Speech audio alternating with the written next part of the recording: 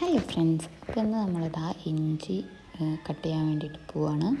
അപ്പോൾ ആദ്യം അതിൻ്റെ ചെടിയായിട്ടുള്ള ഭാഗം മൊത്തം കട്ട് ചെയ്യണം. കുറേ ദിവസമായി ഇത് കട്ട് ചെയ്യാൻ വേണ്ടി ഇവിടെ കൊടുന്ന് വെക്കണം. പക്ഷേ പിന്നെ ഓരോ തിരക്കിൽ വിട്ടുപോയി. അപ്പോൾ നമ്മൾ ചാക്കിലാണ് ഇതിൻ്റെ വിത്ത് പാവിയിട്ടുണ്ടായിരുന്നത്. ഇത് ഒരു വിത്തിൻ്റെ വീഴുന്നുണ്ടായിട്ടുള്ള ഇഞ്ചിയാണ് കേട്ടോ. അത്യാവശ്യം ഒരു കിലോൻ്റെ അടുത്തുണ്ടാവും എന്നാണ് ഇക്ക പറഞ്ഞത്. ഉണ്ടാവുമായിരിക്കും.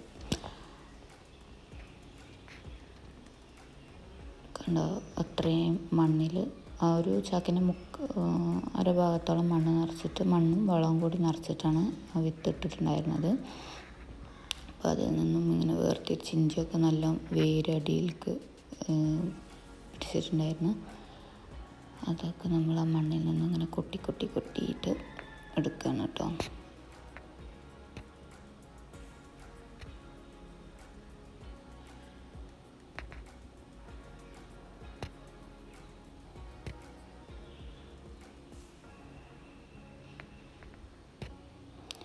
ഇതിങ്ങനെ നമ്മളിങ്ങനെ എടുത്ത് മാറ്റുന്ന സമയത്ത് നല്ല ഒരു ഭയങ്കര ഫ്രഷ് ഇഞ്ചിയുടെ മണമൊക്കെ ഉണ്ടാവും. ഈ ഇഞ്ചി മുട്ടായിയുടെ ഒരു ഫീലൊക്കെ വരും.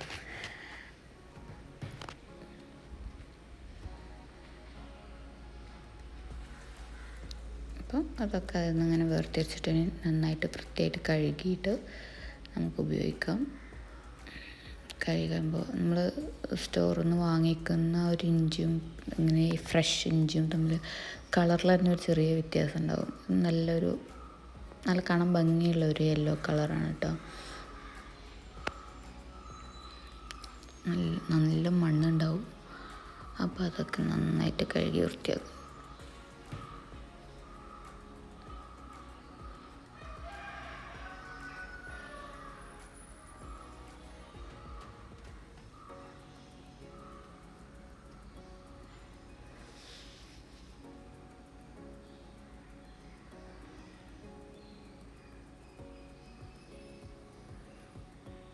ഏകദേശം എല്ലാം കഴുകി ഒട്ടി കഴിഞ്ഞു. പിന്നെ ഇതാ ഞാൻ ഈ കാണിക്കുന്നുണ്ടോ, ഇതാണ് നമ്മൾ കുഴിച്ചിട്ടുണ്ടായിരുന്ന ഇഞ്ചി, അതായത് അതിൻ്റെ സീഡായിട്ടുള്ളത്.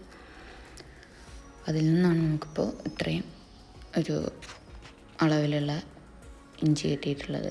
ഇതാണിപ്പോൾ നമുക്ക് മൊത്തം കിട്ടിയിട്ടുള്ളത് കേട്ടോ.